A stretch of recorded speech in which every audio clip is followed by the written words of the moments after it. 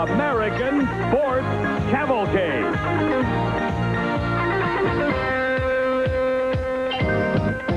A panorama of speed, color, drama, and excitement. The American Sports Cavalcade. Just a short drive on I-70 outside of Denver, Colorado, is an area known as Red Rocks Country, a name which very accurately describes the beautiful terrain so typical of Colorado. Here, near Morrison, is found a mountain with a dual personality.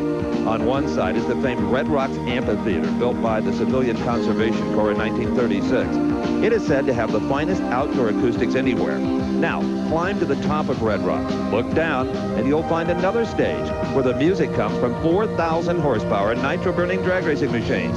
This is the all-new Vandermeer Speedway. Hello everyone, I'm Steve Evans, and today from this fantastic facility, we bring you the final rounds of the NHRA Mopar Parts Mile High Nationals. Now, as always in NHRA Championship drag racing, the qualifying days furnish some tremendous excitement, but on this occasion, also some high drama and a bit of heroism. It was veteran Don Prudhomme in the far lane against Nitro newcomer Don Gay in the near lane. As they left the line, both cars smoked the tires, but Don Gay stayed in it. The car veered violently left and hit the wall hard enough to knock Gay unconscious. Now, if that wasn't bad enough, a fire started under the body and began to burn uncontrollably. Sheer momentum propelled the car into the other lane and into the opposite guardrail. A helpless Don Gay was trapped in a fiberglass inferno, unable to pull the lever to actuate the onboard fire extinguisher. Then something happened that I have never seen before in all my years of covering drag racing. One of the fire bottles exploded, shattering the front end of the car and actually intensifying the flames. As always, the safety safari was on the scene quickly and had the blaze under control within seconds. Then, in an act of courage and heroism, Don Prudhomme, still dressed in fire suit and helmet, plunged into the fray to help free a fellow racer from what could easily be described as a life-or-death situation. Even though the fire had been extinguished, the metal parts of the car, including the seatbelt harness and roll cage, were still very hot. And Prudhomme's quick thinking made a big difference when seconds counted. Then it was up to NHRA paramedic Ronnie Davis to revive the still unconscious Don Gay, whose immediate problem was smoke inhalation and respiratory failure. In replay, we see that Don Gay in the near lane smoked the tires right from the green light. As he tried to pedal the car to stay in the run, there was just too much power being put to the ground, and the car veered left, filling Don's windshield with guardrail. The resulting collision knocked Gay unconscious and ripped the exhaust headers away from the engine, releasing heat and flame that ignited the fiberglass body. It didn't take long for the flames to begin to burn uncontrollably. And with Don Gay helpless to trigger the fire extinguishers, matters could only get worse. And get worse they did. Flames lapped at his face and body. Even though he wore full fire protection, temperatures inside his fire suit would soon rise to a point where the sweat on his skin would literally boil, and smoke would begin to penetrate the breather mask in his helmet. Then, with the car finally rolling to a stop, one of the still pressurized onboard fire bottles could no longer take the heat and burst with a force that ripped the fiberglass body to shreds. And the body, through all of this, lost its integrity completely. It could not be lifted up as you normally would. It had to be ripped off the car.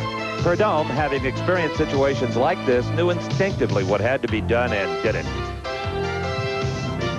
Don, other than being on fire yourself, there's nothing more frightening than seeing a fellow competitor having that particular problem. You were the first one there. Well, especially with Donnie Gay, you know, he's a young kid and he just started doing this business, and I know what it's like, you know, and you just got to try and keep your cool. And when we got to him, he was completely out, and I've been in several of these myself, as you know, and you know, he just needed to take it easy, you know. With NHRA and their safety safari and everybody here, they just do a great job. I mean, if it wasn't for them, you know, to bring him back around, because he was completely out, I don't know if he'd have made it. Well, I'm sure they thank you for your help. Well, anything we could do, especially a kid like that.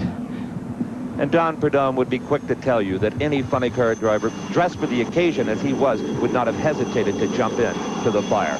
Stationed just a few yards away from the flaming wreckage was the Flight for Life helicopter out of St. Anthony's Hospital. Don Gay Jr. was then choppered to the facility in downtown Denver. And what had been one of the strongest funny cars in drag racing was turned into an ashen heap. We are very happy to report that as of this morning, Don Gay Jr. has been declared out of danger and is expected to make a full recovery. Now, anytime the pro racers come to Denver, the name of the game is to beat the mountain. And here's Gary Gerald with some of the ways they do that. Well, Steve, when you come drag racing in Denver, there's one thing that's on the mind of every crew chief and every driver here, and that's air, or perhaps more appropriately, thin air, the lack of it. Even our old friend Bear here that you met a few weeks ago on the show from Montreal, he's the mascot of Top Fuel driver Dennis Forcell. Not quite as frisky as normal because of the altitude and the thin air. Denver, of course, is known as the mile-high city. But when you go to the racetrack, you're actually outside the city, and you're closer to 6,000 feet elevation. And that means you've got some very special problems that occur only once a season on the NHRA Tour. Nearly all of the crew chiefs end up building a special power plant because they've got to get as much compression as possible. Special component parts, rods, pistons, head gaskets, all go into the manufacture of this Denver racing engine. There are other things that they also do. They'll spin as much air as they possibly can into this blower. They'll also tweak these magnetos over here, trying to get more lead as they'll change or advance it maybe as much as 10 degrees. They'll also adjust these fuel pump drives down here, trying to reduce the volume of fuel that goes into the engine. That combination, along with more nitro, leans things down. They're looking for that very difficult to achieve balance that works at 6,000 feet. What does it translate to on the racetrack? Well, you can figure that top speeds are going to be down anywhere from 10 to maybe as much as 15 miles per hour, and you may be about 1/10 of a second slower in a quarter-mile run than you would normally be. Steve? Thank you, Gary. Keep that up, and you're liable to get hired on as a crew chief yourself. Now, let's go to three-time Top Fuel champ Big Daddy Don Garlits to find out what happened earlier today. Don? Steve, as we head into the second round, Bob Glidden continues to dominate pro stock. Kenny Bernstein and his crew and their funny car, they set a new track record qualifying, 5:53, and they continue to be the force to be reckoned with. Now, the drama is coming out of Top Fuel, and it's Dick LaHaye, the challenger for the points. He blew up both his engines that he had specially prepared for this high-altitude racing. He has installed an engine that is designed for sea level. That's not what you need up here at 5,000 feet. He's getting ready to race Darrell Gwynn. Gwynn has lane choice. Another problem. They're getting ready to race right now. Let's see what happens. And Don LaHaye might not have made that engine change had it not been for a lot of help from Ron Kobler and the Shirley Muldowney crew. Shirley had been eliminated in round number 1. They had time on their hands and were happy to volunteer. I imagine Darrell Gwynn's feeling quite confident right now. He knows what has happened in the LaHaye camp, and he probably figures he's going to win easily. But I doubt he'd make any changes to his combination. Oh, no, he wouldn't change because he's thinking of lane choice in the next round. All right, let's watch Dick LaHaye. Remember, this is a new untried power plant. Not only untried, they had hoped to never unload it out of the trailer here because it was built for sea-level competition. Oh, look at that fire, Steve. Fire come out of that header. Something has backfired on that engine. LaHaye has now pulled to the stop at the end of the burnout. The motor sounds very erratic. Oh. LaHaye may be out of this thing. Yeah, he has heard the pop. I guess he figures it's got a rod out or something. Very professional, has pulled over to the side to keep from oiling the drag strip. But there's no oil coming out of it. And the engine is still running. Well, there goes Tom Cattleman, one of the members of the LaHaye crew, starting line. He's backing up. This isn't over yet, Gary. Well, amazingly, he is rolling back into position. And as we take another look, Don Garlits, what do you think may have happened? Well, it looks like the engine shoots a lot of fuel out, no load on it. The fuel explodes in midair outside of the engine. No damage to the engine, just a lot of concussion in the immediate area of the starting line. Boy, that had to have really scared Dick LaHaye. I mean, he thought he was done for. Well, yeah, you know, if you're standing outside and you feel, imagine how the concussion must have been in the car. This man might have felt it. Darrell Gwynn, Miami, Florida, winner of 6 races last year, only 1 so far this year. His crew chief for 1989 is Ken Binney. He goes against LaHaye, who comes in fresh from a victory on the Summer Nationals. He's also still battling that broken rib. He drives a car prepared by his crew chief daughter, Kim. We mentioned they've had engine problems. Steve Evans was in the pits a bit earlier.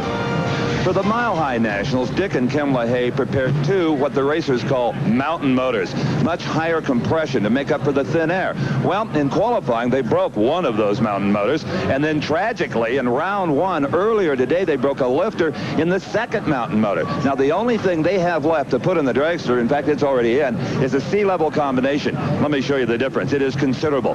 Closest to the camera here, that is a high-compression, mountain-motored piston, and you can see, as compared to a sea-level 6-to-1 piston, the 8.6-to-1 piston comes up much higher in the combustion chamber. That means more air in there, compressed tighter. That means more power. So Dick LaHaye goes to the starting line with a serious handicap.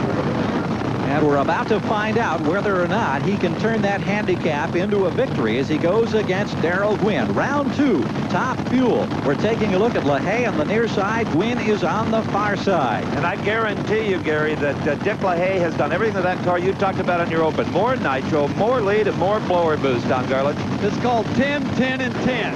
10 up on the lead, 10 up on the blower, and it looks like it's working. Look at LaHaye go. And with all his problems, LaHaye still had the whole shot and the victory at 5:35, 2:44. Don Garlits is on the starting line. Boy, you had us a little worried there, Kim. Yeah, well, we were a little worried ourselves. We had to put the motor in it that we usually run at sea level, and because we were running out of parts, so it worked pretty good. What was that pop on that burnout? Maybe it's just a little lean or rich or something there. We'll have to check into that, Don. Okay. So quite an adventure for LaHaye, but he advances to the semifinal round. In the pit area, Kenny Bernstein's crew getting ready for a confrontation against Mike Dunn coming up, along with more Top Fuel action and a word from Dick LaHaye. Nationals outside of Denver at the newly refurbished Vandermeer Speedway. I'm Gary Gerald with Don Garlits and Steve Evans, who's with Dick LaHaye. What was the deal on the starting line? You pulled over to the side like you were going to throw in the towel for a second. Well, I was going to, because when you have all the fuel turned on, when I started to stop, it felt like it wasn't running on only about 4 cylinders, and I thought that we'd broke the thing. So I just pulled it over to the side, pulled the fuel shutoff back, and made it run on all the cylinders, and I realized it was okay, and I decided I better go race him. One last question. How do you feel? I feel great. A little stiff here and there, but I'm okay. You wearing a brace under the uniform shirt? Very much so, yes. Dick LaHaye, what a great job. Kim LaHaye gets some credit for this one, I'll tell you right now. And again, the brace refers to the broken rib that was re-injured in the last event at the Summer Nationals outside of Englishtown, New Jersey. Ready now for a second-round matchup between Gary Ormsby, the season points leader in Top Fuel, against veteran Eddie Hill. Burnouts complete. Ormsby working from the far lane has lane choice. Eddie Hill is the quickest and fastest drag racer in the world at 4.93 seconds, 291 miles per hour, and a lot of that power comes from this spirited gentleman, the crew chief Buzzy Carter. Now, Gary Ormsby knows that Eddie Hill, with those numbers, can fire a shot at you anytime. Maybe not every time, but it only takes once, Don Garlits. Lee Beers, the crew chief, knows that. He's a man that goes for consistency. Yeah, they try to conserve their parts and go the whole distance. But a guy coming along will take a shot at him, and he'll give it everything he's got, and Hill is subject to doing just that right now. Now, Gary Ormsby, Don Garlits, is staging very shallow, the conventional way. Eddie Hill has moved way forward in the beam. He better be careful, those small wheels. He's subject to a red light. Even though Eddie Hill overstaged and got a bit of a hole shot, it is Ormsby running away from the Texan. 5:27, 270 miles per hour. The second time Ormsby has topped 270.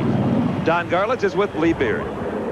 Nice and steady, Lee. We come in here with a pretty good game plan, and everything seems to be going real well for us. There is a little extra pressure on me. This is kind of my hometown. I grew up in this area.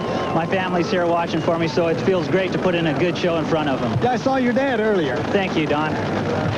So Gary Ormsby wins one in impressive style over Eddie Hill. He advances to the semifinal round, and we get set for our next pair. It'll be Dennis Forcell on the near lane going against Joe Amato. Amato has lane choice. And Amato is the defending Winston Top Fuel champion. And Don Garlits, you more than anybody else know how difficult it is to defend that Top Fuel title once you get it. Oh, it's really tough because the guys, they come at you with a vengeance. They don't want you to win it 2 years in a row. Well, Amato currently 4 in points. He'd like to do what you did, Big, in 85-86. Steve? Well, when you see a driver like Eddie Hill intentionally deep stage, even with the little front wheels, Gary Ormsby, you know they're doing everything they can to leave with this car. They're a little bit afraid of it. Well, it's kind of worked in our advantage a little bit so far this season. we just hope it continues that way. Would you like a 527? That's what you got, like it or not. Yeah, we felt that's about, we wanted to duplicate what we did last time, and that's pretty close to what it ran the last run. Great job. Thank you, Steve. So what has been a great season for Gary Ormsby continues on a positive note. Tim Richards, crew chief for Joe Amato, backing his machine now into the proper spot after the burnout as he gets ready for his run against Porcel. Joe Amato loves this mountain. He won the last Mile High Nationals here at Vandermeer, along with his crew chief, Tim Richards, who has come up with some interesting twists the last couple of races. They'll be meeting a man from Minneapolis, Dennis Porcel. More importantly, though, his crew chief, Larry Frazier, much like Lee Beard, grew up and began racing right here at Vandermeer Speedway. They know the altitude. Don, why has Joe Amato gone back to last year's car? Well, Tim Richards told me that they wanted the shorter car that didn't load the rear tires quite as much because they don't have the horsepower up on this mountain, and that allows the car to work better and frees that engine up. Dennis Porcel, Joe Amato, they leave right together.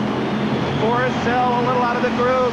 Joe Amato powers through with a brilliant 528, 264 miles per hour to Dennis Porcel's losing 541. Let's go to Don Garlits and meet the winning crew chief.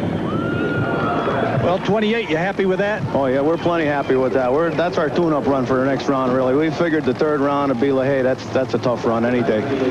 Good luck. Thanks. Well, obviously happy Tim Richards going down to congratulate Joe Amato as we get set for our next second-round pairing. Lori Johns going against the veteran from Texas, Gene Snow. And that's Johns, the young Texan herself, with a burnout. Lori Johns, who's been running well, has got her hands full this time. Gene Snow is running strong this weekend. And Snow has the lane choice. Meanwhile, at the far end, Steve Now is alongside Joe Amato. You know, my vantage point down here is looking straight up the racetrack. The cars look like they go very straight here. Well, they do as long as you stay in the groove. When you get out in the middle, sometimes you get off that pad, there's a little bounce there. If it starts the car moving around, it'll drive out of the pad, but it was pretty straight. With the altitude tempering the horsepower, does that make it maybe a bit easier to drive? Well, you used to driving the cars at 5.0, and we're up here going 5.20s and 30s, so it's like a Sunday ride going to church. Joe Amato, semi-final bound. Having fun now. And Amato makes it sound oh so easy. He joins Ormsby and LaHaye already in the semifinals. Gene Snow, top qualifier for the first time this year in Top Fuel with a 520, has the lane choice. He is back now into position as he gets set for this run against Lori Johns, who's been one of the surprises of this Top Fuel NHRA season. And Gene's performance continued in the first round earlier when he pounded Texan Frank Cook with a 527. Chris Eckert is the crew chief for Gene Snow. Now, for Lori Johns, if she should win here, she may have to give some of that credit, a bit of it, to Gene Snow himself, because her crew chief was formerly employed by the Snowman and picked up a lot of technology while he was on the job. Pretty impressive numbers when you consider the altitude. 5:28 qualifying time for Johns to Snow's 5:20. And Lori Johns continues her deep stage technique, Don. But that's okay. She's got the large diameter wheels. That's right. She has more rollout out of the beam. Gene Snow overpowers the far lane. Tried to get back into it again, blazed the tires. Lori Johns' crew hooping and hollering, and well, they should. A 535, 258 miles per hour sends them to the semifinal round. Don Garlits is at the starting line with Larry Meyer. Well, semifinal. Not bad, huh? We dropped a cylinder and broke an intake rocker on that first run. That's why it fell off to 51. We just hopped up a little bit, but it looked like it dropped that cylinder down the other end again, didn't it? It looked like it was shooting some fuel out. Yeah, we'll have to hop her up some more, I guess. Satisfaction well-deserved for Larry Meyer and the crew as Lori Johns once again proves that she is definitely a top fuel factor. We can see Gene Snow take a definite starting line advantage, but that 520 horsepower up on this mountain proved a little bit too much for that far lane. And Gene's hope for a win here at the Mile High goes up in smoke. So let's check the pairings now for the Top Fuel semifinal round. We've got Ormsby against Johns. Ormsby has lane choice by the quicker ET. The second pair, Amato and LaHaye, and it'll be Joe Amato with a lane choice. Lori Johns now with Steve Evans. Lori Johns, for the third time this season, shakes that blonde hair, headed for the semifinal round. Of 5:35, though. It's almost starting to be like a dream come true, isn't it? Yeah. Again, yeah. I never would have thought it. Not the snowman. I really thought he had it down this weekend. But if I don't get a chance, Steve, I want to say get well to Don Gay Jr. because I went and saw him last night, and he had a real bad crash out here, as you know, and he's going to be all right, but I hope you come back, Donnie. We all share those sentiments. Now you've got to find some more power. You will not have lane choice against Gary Ormsby. No, you know, every time I get to the semis, this man comes up and beats me. Gary Ormsby, it's like a big mark on my forehead. I wish I could race somebody else in the semis, but they're all tough. So we'll see how we do. Good luck. Thank you. And if Lori Johns can get by Gary Ormsby, she would be in the finals for the first time in her NHRA career. In the pit area, Mike Dunn's crew, led by crew chief Gary Slusser, getting ready to face Kenny Bernstein. Funny car competition coming up. Just outside of Denver at Morrison, Colorado for the NHRA Mopar Parts Mile High Nationals. We're at a racetrack that's as much a story as the event itself. Steve Evans tells us why. NHRA drag racing fans returning to Denver for the first time since the 1987 Mile High Nationals just can't believe their eyes when they see the all-new Bandimere Speedway. Back then, the Mile High Nationals featured a great show with Amato, Bernstein, and Glidden winning the professional categories. But as the fans left the track that summer day, it appeared that the popular event would never return. The reason? Colorado Highway C-470 had been approved for construction and was going to take a big bite out of Bandimere Speedway. It was a source of more than a little concern to owner John Bandimere. The 1988 NHRA race season was announced, and there was no Mile High Nationals on the schedule. The sports insiders doubted that championship drag racing would ever return to Denver. In fact, just about everyone figured that Denver drag racing was gone forever. They didn't bother to ask John Bandimere. So, as 1989 began, so did the construction of the all-new Bandimere Speedway. But the task at hand was not going to be an easy one. John had only 7 months to complete the construction, and half of those were during the bitter Colorado winter. It's a real gamble to work through that season. And in February, Mother Nature prevailed as an angry windstorm tore across Denver and ripped up 16 sections of new grandstand seating. Even with that latest setback, construction continued, and remarkably, the new Bandimere Speedway began taking shape. And what a job they've done. The all-new facility now has seating for more than 23,000 spectators. There's a brand-new 4-story state-of-the-art timing tower with 18 VIP suites. The track has been repaved and new cement guardrails added. Underground, more than 70,000 feet of wiring was laid to accommodate the all-new lighting and electronic needs of a modern racing facility. And now, with the completion of Colorado C-470, the track offers easy access for all race fans.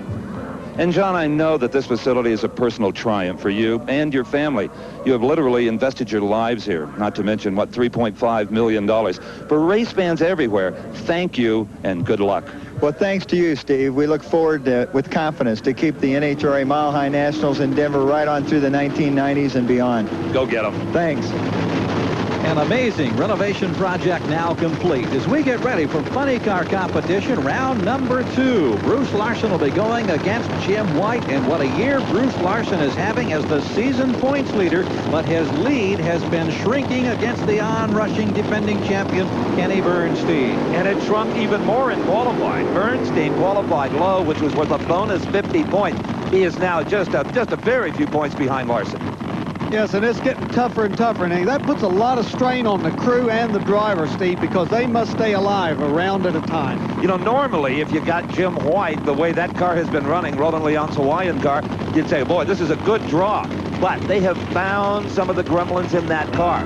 Plus, Bruce Larson fell off over 2/10 from his qualifying number, defeating Scott Coletta in round number 1, mainly because the car was all over the racetrack, and I'm sure that concerns his crew chief, Maynard Yanks. You need those cars to go straight. And go straight is something that Jim White almost always does, a fine driver out of Tulsa, Oklahoma, who finally today has to have a little confidence, as does his crew chief, Bob Kreitz. Qualified number 6 at a 568, their best effort all season long. Well, the biggest fan for the man in that car will be back in the staging lanes yet to race in this round, Kenny Bernstein. He's saying, go Jim White, beat Larson. Yeah, Kenny's hoping that Roland is giving the correct hand signals to White so he knows how to leave the starting line. The points lead could change in this very round. Oh, and what a driving job by Jim White. White with a tremendous hole shot, even though he's weaving around Bruce Larson narrowly. escapes defeat with a 565 to a losing 5.78. 245 miles per hour for the winner. Don Garlits. Well, every time you win, you're still ahead. Well, it's this point race is giving me gray hair. Every round is really important. He's running pretty good. We're trying to get a little consistency going here. I got to give my driver credit for the first round. He kept us in it because he almost clubbed the wall. He almost crossed the center line. We're just round by round. Good luck. Thank you. Well, that was a terrific drag race, but Maynard Yinks knows that it was only by the slimmest of margins that his team is still in the hunt here in the Mile High Nationals. Let's take another look. Obviously, the instructions that Roland gave Jim White on the starting line worked because he is out in front of Larson by miles, but it doesn't last for long. You can see that third stage of the clutch come in on Larson's car. A little blue smoke off of the tires, and that car starts to charge, and charge it does, just by a little bit, but it's enough to win the race. Nice recovery by Larson, who now stands with Steve Evans. Bruce Larson, that was quite a drag race till about 1,000 feet or so. Yeah, we just started to lose traction, and then I got a little worried. I thought I was going to get past. Car finally straightened out when I got my leg back in it. Indeed it does, but in this altitude, you don't have the downforce on the car you have in heavier air. We've been blaming the track. 2 years ago when we were here, we said the track was junk. Now they repaved the track. The track's still junk. Well, it isn't really the track. It's just like you said. We don't have the aerodynamic downforce that we do at sea level. Headed with the semis. Thanks. So from Bruce Larson, another bit of insight as to why it's so tough here on the Mile High Nationals outside of Denver. Getting ready for our next pair, John Force goes against Mark Oswald, a pair of drivers who've encountered some tough times, have not enjoyed the success that they're used to in funny car competition, as we get a chance to go on board with John Force. This is the first time that anyone has installed an onboard video camera in a funny car. They're the most violent machines in all of motorsports, and that equipment is going to take a beating, as does driver John Force as he performs the thundering burnout. And here is Mark Oswald to answer Force's tire heating maneuver with one of his own. Who would have ever believed that after 9 races in the books that Mark Oswald, the big red car based in Houma, Louisiana, would not have been in the winner's circle? Well, Leonard Hughes, he's as frustrated as anybody, wondering why, but they qualified brilliantly at 5:59. Now, John Force, really the same story. Force, who had a terrific season in '88, including a Winston Finals victory, he and his crew chief, Austin Coyle, have just not been able to come up with that little something that makes it happen. It's a very elusive combination, and Austin Coyle has really been putting in the overtime, but John Force just hasn't been working. So it's Mark Oswald with a Ford Probe, John Force in an Oldsmobile-bodied car. There we see John Force push the fuel lever down to enrichen the motor as he gets ready to stage the car. Now he held the brake. You saw that. He let go of the brake. The run is underway. About 4.5 Gs on John Force, but not enough acceleration to top Mark Oswald. Oswald goes to the semifinals at 564, 249 miles per hour, to a close but losing 5.70. Let's go to Don with the crew chief for Mark Oswald. Back at the starting line, Leonard Hughes. Slow down just a little bit, but that first round, is that the heat out here? No, we actually softened it up a little bit. First round, it almost got loose. At 2 places, it was shaking, spinning the tires, and so we backed it up just a taste. Smart move. Thank you. Probably won't be backing it up much more as they'll start thinking about a semifinal round coming up. Meanwhile, Dick LaHaye's crew also thinking about the semifinals. He'll be facing Joe Amato in Top Fuel. More from Denver in a... No more spectacular funny car in all of NHRA Championship drag racing than the machine prepared by Joe Paisano and driven by Mike Dunn. Now watch what happens. That's called a dry burnout, and Don Garlits, you only make that if you've got a transmission in the car. They are not running a high gear, staying with the tranny. Well, they know that up on this mountain, it's hard to make power, and the transmission is definitely a crutch if you don't have enough power. And the tables are turned a bit here, huh? Bruce Larson, now a little bit of the pressure off. He has been victorious in the second round. You can see the expression on Dale Armstrong's face. He knows that to keep pace, they have got to win here in round number 2 if Kenny Bernstein is to win an unprecedented 5th NHRA Winston Funny Car title. And there's the face of the man that has wrenched him to all 4 previous championships. Now they're up against Mike Dunn. He and Joe Paisano, crew chief Gary Slusher, they don't run all of the NHRA championships. But this year they have won 2 events. Only Bernstein and Larson can match that. And with lane choice going for Mike, Bruce Larson could be his new best friend if he puts away Bernstein. And Mike Dunn is one of the best drivers in drag racing, in my opinion. He does a lot of those functions in that car himself. And there is no onboard computer on the Paisano machine. They do it the old-fashioned way. All right, Mike Dunn far lane, Kenny Bernstein near lane. It is Dunn away first. Mike Dunn a bit of a hole shot. The big red car nips him right at the wire. Dale Armstrong, a sigh of relief from him. 562 to a 565, almost a dead heat. Let's go to Don. 562, slight improvement from that first round. Yeah, a little bit, Don. We got something crazy going on. We haven't put our finger on the problem yet. It seems to be getting leaner and leaner. I flowed the fuel pumps last time. We still haven't really found it. Now they're on the start line. I just saw we did have a fuel leak sitting there idling, so maybe that's a clue. Well, we hope you find it. A somewhat puzzled crew chief, Dale Armstrong, going down to chat with Kenny Bernstein after a terrific funny car drag race. Let's take another look. Beautiful start by Mike Dunn. You can see the slight starting line advantage, and it looks like he might just be going to put Kenny away. But as the cars continue down the race course, we see that smoke come off the rear tires. The Larson deal, no aerodynamic downforce, and Bernstein gains an advantage.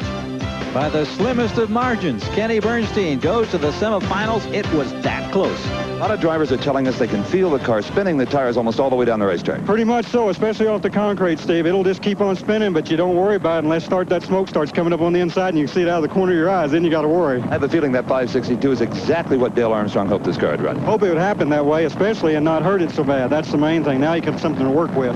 No smoke at all. So Bernstein keeps the pressure squarely on season points leader Bruce Larson. Goes over to congratulate Dunn after just a terrific side-by-side funny car run. Our next pair in the second round will feature Ed McCullough going against Tom Hoover. The burnouts are complete. Hoover has the lane choice. We see McCullough backing into position in the near lane. Now, Ed McCullough knows that with 9 races in the books, this being the 10th, he has got to start winning some events. There's only 9 more to go after this. If he's to have a high finish in the point standings, maybe not be the Winston champ, but pick up second or third place bonus money. There's over $1 million in that fund. Tom Hoover out of Maple Grove, Minnesota, comes in 6th in NHRA funny car points. He pilots a Pontiac Trans Am. His crew chief, well, his father, now in his mid-80s, still very active in building the race motors. McCullough was in the finals in the last event, but he lost to Bernstein in the Summer Nationals. Bernie Federley calls the shots for this team that's been knocking on the door of late. Ed McCullough in round number 1 earlier today defeated Don the Snake Prudhomme, and it was Tom Hoover besting Californian Gary Ritter. So with the first round behind them, here we go. Who's going to the semis? Will it be Tom Hoover in the far lane? Will it be Ed McCullough in the near lane? They inch into those infrared beams. No overstaging here. And it's a good start by both drivers. McCullough with a bit of an edge off the line, and suddenly Hoover has big-time engine problems. You can see the smoke out of the pipe. McCullough goes to the semis with a 572, 250 mile per hour besting of Tom Hoover. Let's go to Don Garlitz with Bernie Federley, the crew chief. Well, not a real strong ET, but you're still there. Yeah, we were trying to sneak up on a little bit. We didn't want to give it away by smoking the tires, so we just kind of see what we have to do this time. We gave away lane choice, but I think we'll be all right. Thanks. So some guarded optimism from Bernie Federley, despite the fact they gave away lane choice, which thus far hasn't been that important. First pairing, Larson against McCullough. Larson with lane choice by virtue of the quicker ET in the previous round. Second pair, Bernstein against Oswald. Bernstein gets the lane choice. Steve is now with Ed McCullough. Well, Ed McCullough will be one of the final 4 in the funny car category. And Ace, tell us about the run. It was noticeably smoking the tires right off the mark. Well, I mean, the thing launched all right. I mean, I think we got off the pad okay, but it went out there. You know, this is a brand new racetrack. Every new racetrack we go to, you know, the asphalt's still green. Next year it'll be outstanding. This year it's very touchy. It's smoking the tires, and you go out there and you brake it as much as you can and try to stay ahead of the guy. Indeed. Meanwhile, on the top fuel pits, Gary Ormsby gets... The Grand Mopar Parts Mile High National, just outside of Denver, Colorado. I'm Steve Evans, along with Gary Gerald, Big Daddy Don Garlitz, and it's time for Pro Stock. And Don, these drivers and crews have the hardest time wrestling with this atmosphere. They don't have superchargers bolted on these engines or nitromethane to increase the horsepower. They have to do it with technology in the engine and savvy in tuning. But it's the same for everybody. We're all at about 6,000 feet here. You're looking at Kenny Delco, an up-and-coming star in the Pro Stock category. Kenny hails from Center Reach, New York. He is driving a Pontiac Trans Am.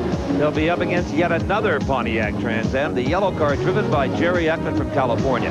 Jerry Ekman is a master of car control. He's always on time at the starting line, maybe not real early, but he's never late either. And he can steer one of these cars straighter than just about anybody, Don, and that's a secret to a quick elapsed time.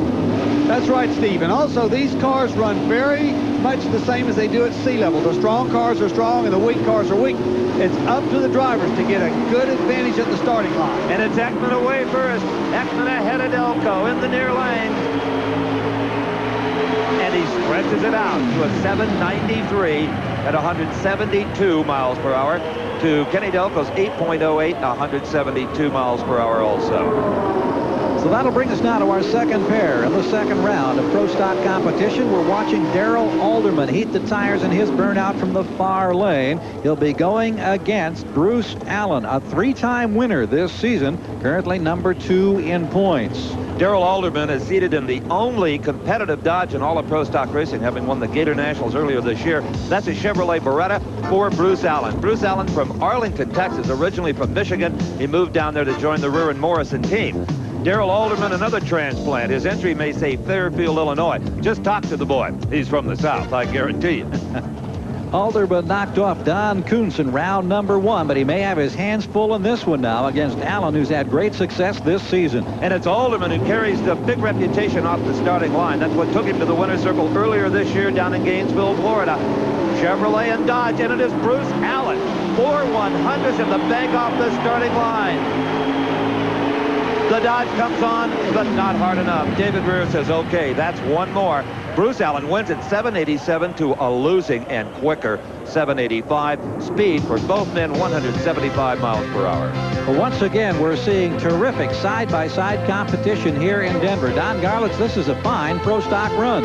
Yeah, Bruce Allen takes a definite starting line advantage, and he needed it because that Dodge came on in the other lane, but it was too late. And even though the Dodge turned to 2/100ths of an ET better, the Ruhr and Morrison engine maintained that lead that Bruce Allen took at the starting line, and he beat him by just ever so slightly an edge. One of those rare instances when the quicker ET ends up on the trailer. The driver of that winning Beretta is with Steve Evans. Yeah, you've told us before that a smooth ride is a quick ride in a Pro Stocker. Is it smooth here? This is a pretty smooth track. We didn't really make a good run that time, as good as we could, but hey, we got down here first. That's all that's important. That's a good philosophy in any kind of racing. So Bruce Allen will look ahead to a semifinal round now, and congratulations from the defeated Darrell Alderman as we get set for our next pair. It's Larry Morgan and the Olds Cutlass going against Ricky Smith, who'll be piloting a Pontiac Trans Am. Morgan, completing the burnout, has lane choice. He's elected to go from the far lane. Now, these are gasoline-burning, carbureted 500 cubic inch motors. That's the biggest engine you can have. The cars weigh 2,350 pounds. That's the lightest they can possibly be. And Ricky Smith, well, he enjoyed round number 1 because he defeated with a hole shot Butch Leal, the master of that game. Smith with the Trans Am. Larry Morgan is in the Bob Pinella-owned Oldsmobile body Pro Stock car. The driver from Ohio, the car owner from Northern California. Been in this business a long, long time, Bob Pinella has. The cars don't want to stage. What the deal is, the guy that stages last can lead with the engine the highest, and of course that's real important up here with horsepower at a premium. Well, Ricky Smith has another hole shot going for him. Oh, that was about as close as it comes, and there's the reaction from a delighted crew as Ricky Smith with a 795 just noses out Larry Morgan. And listen to Morgan's elapsed time, 784. Ooh, he won't want that time slip. We're inside with Bob Glidden now as he prepares for a second round matchup with Joe Lapone Jr. Glidden, the master of this division, 9 times the Winston champion, the #1 qualifier here at the Mile High Nationals. And Joe Lapone, he's a guy, well, kind of like Ricky Smith. If he feels maybe he's a little down on performance compared to his competitor, he might, well, mess around a little bit on the starting line, that Pennsylvania lad. Now, Bob Glidden drives a Ford Probe, right? But is it really a Ford Probe like mine? When you're watching Pro Stock in action, and you hear the announcer refer to one of these race cars as a Ford or a Chevrolet or a Dodge, Rest assured that the car that you're watching is very close in size and shape to the car that might be parked in your driveway. Well, how does NHRA maintain an integrity such as this in a class so competitive as Pro Stock? Well, I'll show you. They have designed this apparatus, commonly known as the Chamber of Horrors. With this device, they can check one of these cars within a 32nd of an inch, and they have the specifications right there in that manual to tell them what the shape of this car should be so that you don't try to take advantage of your competitor. These cars are taken through the Chamber of Horrors at Pomona each year. A seal is put in the body, tells NHRA that this car has been checked. Now, that's good for the whole year unless you make some sort of a modification to the body or brush the guardrail. If you do, it's back to the Chamber of Horrors for recertification. Boy, they are tough when it comes to the body restrictions on these cars. Bob Glidden knows that. He always flies right through the Chamber of Horrors, no problem. Not everybody can say that. Glidden goes against LaPone. LaPone on the near side against the top qualifier, and we ride down the strip with Bob Glidden as he goes through the gears. And it was Bob Glidden with the advantage off the starting line. Strong driving, and a strong 784 defeats Joe LaPone 787. And again, both drivers run 175 miles per hour. That seems to be all the mountain wants to give up today. So we'll set the pairings now for the Pro Stock semifinal rounds. It'll be Bob Glidden going against Bruce Allen. Glidden has lane choice. The second pair will feature Jerry Ekman against Ricky Smith. Ekman has lane choice. Steve is now with LaPone and Glidden at the far end. Well, Bob Glidden is not yet out of the car, but Joe LaPone is. You were honking your little horn, grinning like you won. You didn't win, Joe. I know, but we made it to the second round again. We're on our way, and get beat by Bob's not that bad. Bob's finally out of the car. What a good race. You're 84, his 87. Nice race. Joe did a good job. You know, it's hard to say what he's going to do on the starting line each time, and he did his normal caper, and I kind of fell for it in a way, pulled in the same time with him. It was a good race, real good race. Indeed. See you in the semis. So the great competition continues at Denver. Semifinals coming right up.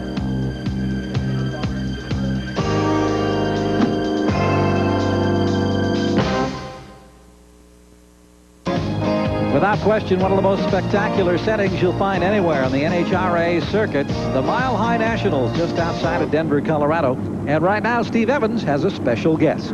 Gary, I'm with Wally Parks, and Wally is founder and chairman of the board of the National High Road Association. It has got to be thrilling for you to see the flurry of racetrack activity over the last couple of years.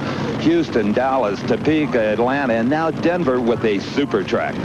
Well, it's something that nobody ever dreamed of in advance, and I think that this one is the absolute epitome of what we've been trying to do to convert drag racing into a theater type of entertainment. This one is just unbelievable.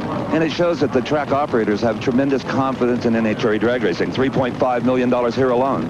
Well, they do have that, but Denver is an awfully good market. We've known that for a long time. I think this track is an impossible dream come true because to carve something out of a mountain and make it into this kind of an arena is just absolutely more than anybody could ever hope for. Enjoy the day. Thank you. There's something else new on the NHRA scene. It's a 24-hour telephone hotline that you can call 7 days a week and get all the inside information on NHRA Championship drag racing. It is 1-900-468-NHRA. Engrave it on your brain. 1-900-468-NHRA. Gary? Time now, Steve, for Top Fuel semifinal competition, and our first pair features Joe Amato and Dick LaHaye. LaHaye in the near lane. Remember, he had problems in the earlier rounds. Amato has been strong. He comes into the competition as the #2 qualifier. And he is seated in a car that some other racers have called a dinosaur, an antique. Here, maybe we can see how much shorter it is than Dick LaHaye's car. LaHaye's machine is built to that maximum 300 inches. A beautiful start. A tremendous drag race. Oh, impossible to tell from that angle who won. Had to go with the lights, and Amato ends up with a victory in nearly identical times. 5:22 for each man. One of the most even starts I have ever seen in drag racing, but I noticed that Dick LaHaye's front end did a little porpoising action on the starting line. I imagine that he has taken a lot of weight out of the front of that car because Dick LaHaye is very weight conscious. This gives him more available horsepower to drive the car, but he might pay a price with that front end dangling out there like that. He could jump over the finish line lights because notice how close they are to the ground, and that's just exactly what he does. You can see light under the car. With all the variables in this drag racing sport, the clutches, tire slippage, engines, one of the closest races in history, you have just won by 2 1/1000ths of a second. I didn't think I won, Steve. You won. Close. You won. You both ran 5:22. You left right together. You couldn't have known. It was so close. I had no idea. Here comes Dick LaHaye. Longer than mine, you know. I'm sitting back there looking at it, buddy. Hey, we just put on a typical LaHaye Amato show. Oh, God. I was sitting here in my car feeling sorry for myself, saying I should have got a better light. I like his car is 30 inches longer than mine. And you got the dinosaur. I got the dinosaur. I got this old chariot with the wheelbarrow. Well, he's got the flathead engine, so you're even. It's a sea-level engine, you know. Good luck. Thank you. I love these interviews when I don't have to say anything. By the rules, it's a racer's responsibility to break the beam, and certainly Dick LaHaye had no problem with that. Amato, by the squeakiest of margins, advances. And we get set now for our next semifinal round. Gary Ormsby against Laurie Johns. Ormsby, the season points leader, works from the far lane. Certainly going to be a hard act to follow, that LaHaye Amato race. Oh, I know. And Laurie Johns, Gary Ormsby has been beating on her like a drum all season long. Every time she gets to the semis, it looks like she's really going to make some progress in the sport. She runs up against the man from Roseville, California, and he just bumps her. As usual, Laurie Johns is overstaged to get that extra inch down the drag strip. But they leave right together. Gary Ormsby, far lane, defeats Laurie Johns, 5:22 to a 5:27. Laurie leads with top speed of the entire event, 271.65 miles per hour. Well, it looks like you're tied for ET for that lane choice. Well, I'll tell her, we were really pleased that Amato took LaHaye out. Dick's close to us in the points, so we were really kind of rooting for him. We'll race Amato for the finals here. I hope that it'll turn out to be our day. So the pairing for the final now complete. Ormsby goes against Amato, and by 2 1/1000ths of a second, lane choice goes to Joe Amato. It just can't be any closer than that. Funny car action coming up in a moment. In a day of sensational racing in the Mile High Nationals, we cannot forget this dramatic run yesterday. In a qualifying run, funny car competition, Don Gay Jr. had to endure this flaming inferno and explosion that devastated his car. He had been rendered unconscious when he hit the left side wall in a side-by-side run with Don Prudhomme. But amazingly, in this late footage from the hospital, Don Gay is recovering from burns of the trachea, back, and arms, but he is expected to make a full and complete recovery. This was Don Gay Jr.'s second serious funny car accident, one in the alcohol ranks and the one we just saw. And people were close to the family. Well, there is some doubt as to whether he would return to drag racing competition. We'll just wait and see.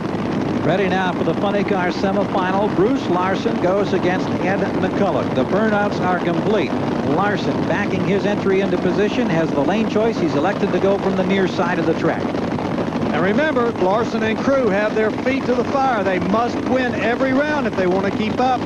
That's the only way they're going to stay ahead of Bernstein in these points.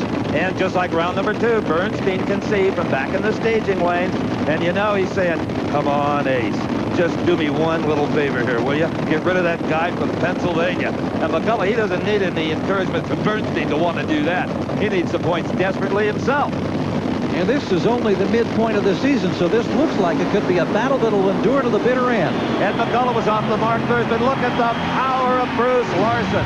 Larson thunders across. One of the best performances of this event. 5.54 seconds, 249 miles per hour. McCulloch fell off to a 591. Don's with the winning crew chief.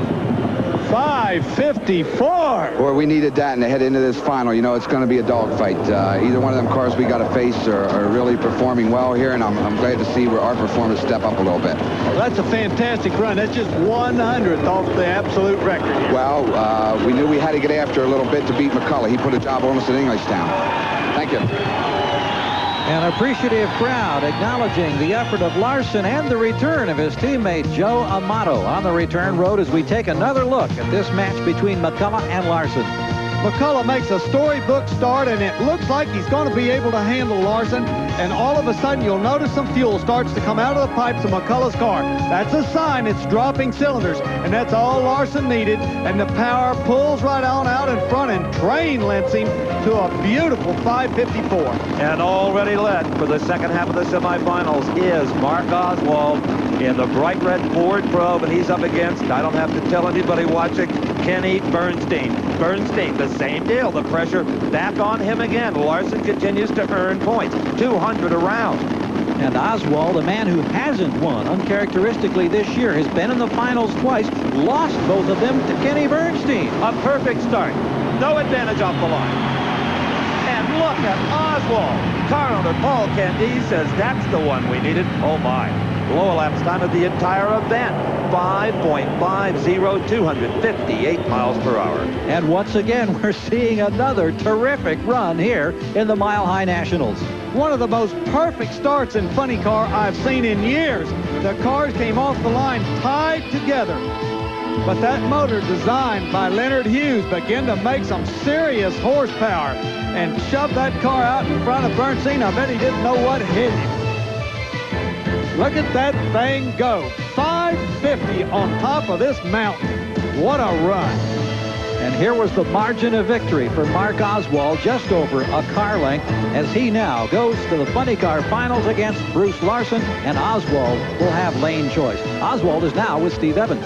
The first one over here to congratulate Mark Oswald was Bruce Larson, and for very good reasons, you have put out Kenny Bernstein. Yeah, it's a tight battle between all of us. I'm sure Bruce would have rather seen me win, but I'll tell you what, the probe's running good today. I feel real good about it. You should feel good about a 5.50, the best we've seen today.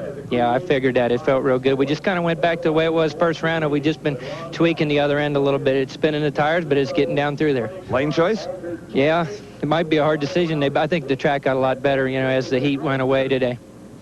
Oh, boy, what a final this is going to be. A 50 to a 54. And Mark Oswald in position now to get that elusive first victory of the 1989 campaign. Coming up, the Pro Stock semifinals. We'll have that action for you in just a moment.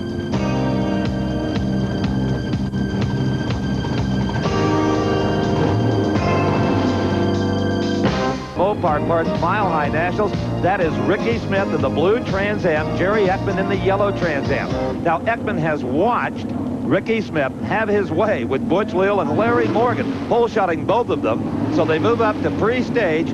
Nobody's moving, Don Garlett. Well, both drivers know the advantage of staging last at 6,000 feet, so nobody wants to go in first. Either driver wants to put his motor on high C, stage first, and then wait for the other racer to stage, so they're both just sitting there at idle. Starter Buster Couch starting to get a little fidgety himself. In fact, Buster looks over at Ekman.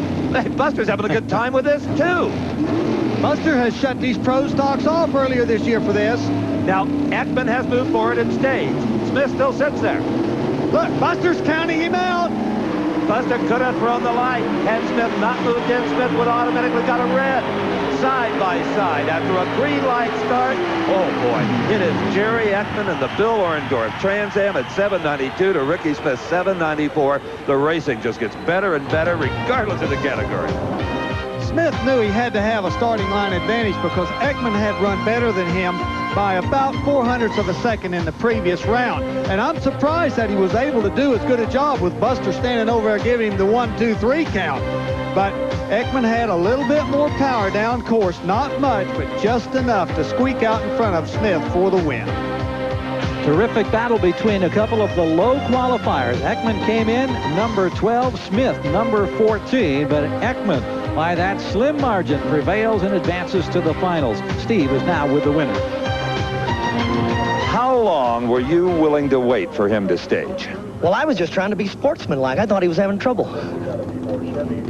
Come on. Well, I figured I went to where I thought was the limit. I saw Buster getting a little irritated, so I haven't raced Ricky before, but I know he always likes to stage last, and I thought I needed every advantage I could have. Good run, 794. Thank you very much, Steve. Look for you in the final. Okay, we'll be here. We may talk again. I hope so. Love that wink. Ekman clearly having a great time as we get set now for our other semifinal pairing and a chance to go back inside the Ford Probe with defending champion Bob Glidden, a man who has absolutely owned this racetrack over the years. Well, you saw all those levers. Don Garlett, what would happen if you pulled the wrong one? Well, I'll tell you just park out there big time. In fact, there's one of them you can pull, you go backwards. Okay, here's Bruce Allen. Ford versus Chevrolet. Allen in the Beretta. Glidden fidgeting around, getting set in his Ford Probe. They're off.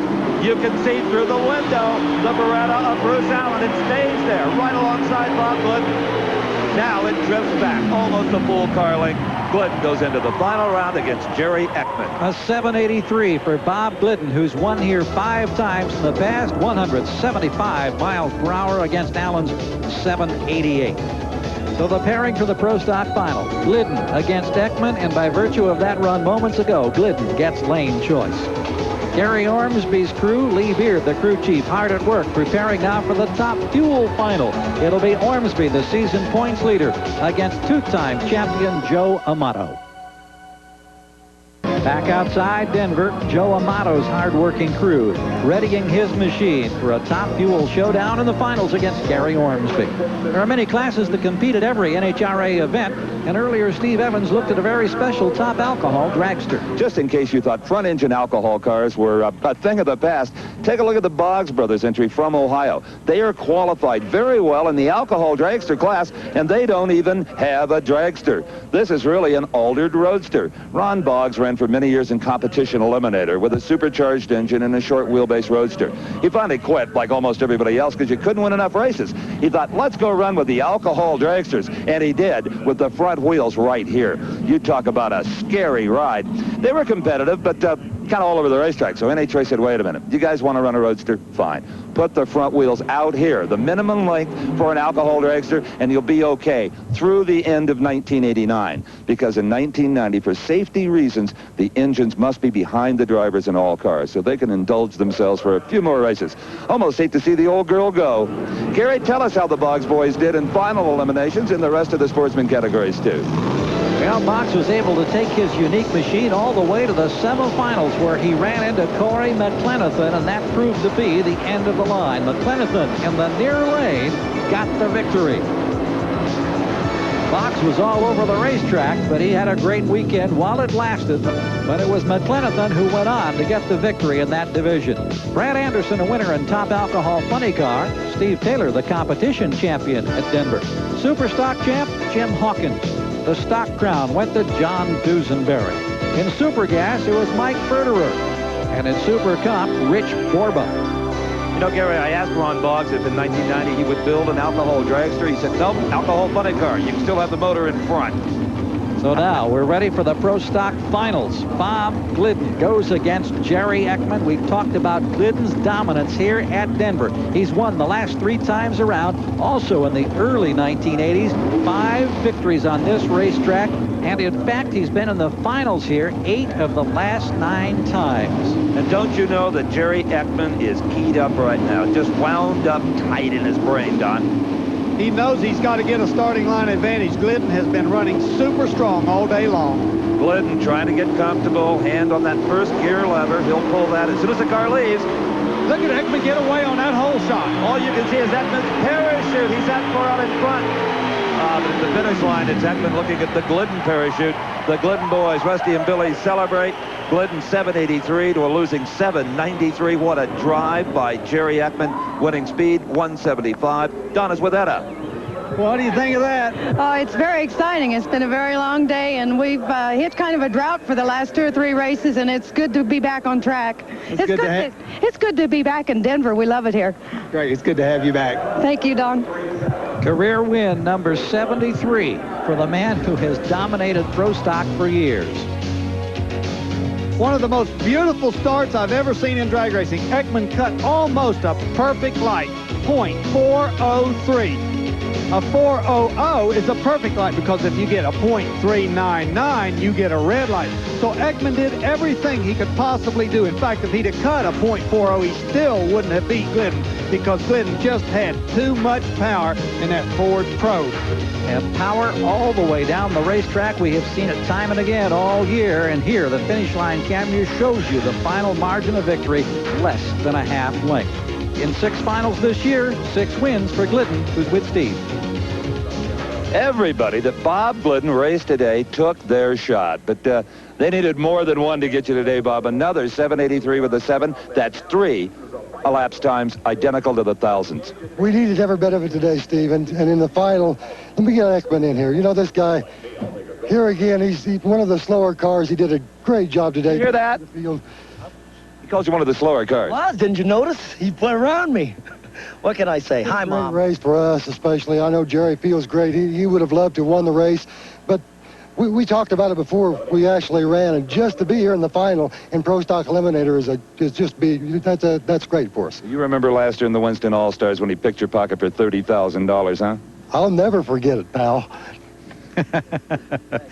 Career win number 73 being celebrated by the man in red and white, Bob Glidden, the winningest driver in the history of NHRA drag racing competition.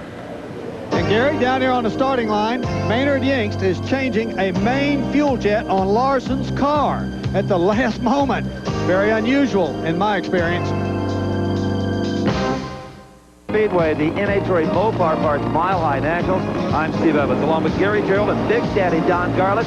You're looking at Mark Oswald, who has lane choice over Bruce Larson, the Funny Car Finals. What was that jet change all about, Big Daddy? Well, Steve, the temperature has dropped out here this afternoon, and that means the air is heavier. So Tim Richard and Maynard Yingst put their heads together, and they decided that engine needed a little bit more fuel, so they have enriched the main fuel mixture. Now, is that a gamble in your mind or just good race strategy?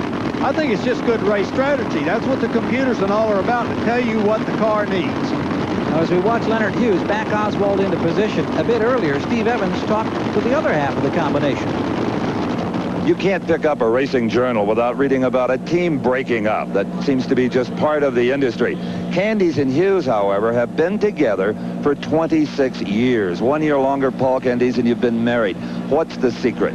Well, Leonard is contrary to popular belief, a pretty easy guy to get along with. I mean, he's a mechanical genius, and he just kind of makes his team tick. We've had numerous crews that have worked with us through the years, and he takes care of my business for me while I'm not there. Is friendship a big part of it or not? Oh, sure. You couldn't live that long with anybody without being good friends. No chance at all. Even your drivers you tend to keep longer than most teams. Mark Oswald, he's been around for a long time. Well, maybe we shouldn't spread the word that I'm such a pushover. Maybe I'm just too easy to get along with. Good luck in the final. Thank you. A partnership of unique distinction in drag racing. Candies and Hughes, and it's Oswald in the near lane. Now in the Funny Car Finals against season points leader Bruce Larson, who has a chance to stretch the advantage over the now sidelined Kenny Bernstein. And somewhere in this racing facility is Kenny Bernstein, hoping that Mark Oswald can stop the points-earning capability of Bruce Larson. Larson, a tremendous hole shot. Larson ahead. Larson maintains the lead. Oh, Larson runs a 5.66 to Mark Oswald's 5.62. What a blow to Oswald's pride as a driver. But Don Garlitz is with a man who is ecstatic, crew chief Maynard Yingst. I couldn't believe my eyes. You're over there changing a jet right at the last minute. Well, I'll tell you what happened there. I thought Mark ran a 60. I didn't know he ran a 50. And I get after the clutch back in the pits as we were pulling out, and then Timmy come up and give me a last-minute jet change, and I think it helped. So we won anyway. Congratulations. Thank you, Don. Thank you. A breathless Maynard Yingst ready now to go down and congratulate his driver as Bruce Larson wins for the third time this season, and we take another look. Watch that Larson car move. Jet change is exactly what it needed. It gave it extra fuel at the start, and he begins to pull out almost immediately in front of Oswald. And because you don't have heavy air, if you have a lean engine, it won't run good. He needed the fuel to maintain that lead. Well, what a season Bruce Larson is enjoying. He's out of the car now, and Steve Evans is there. With this win, Bruce Larson has sent a message, I believe, to Kenny Bernstein in that camp that they're nobody's doormat. Congratulations. Thanks a lot, Steve.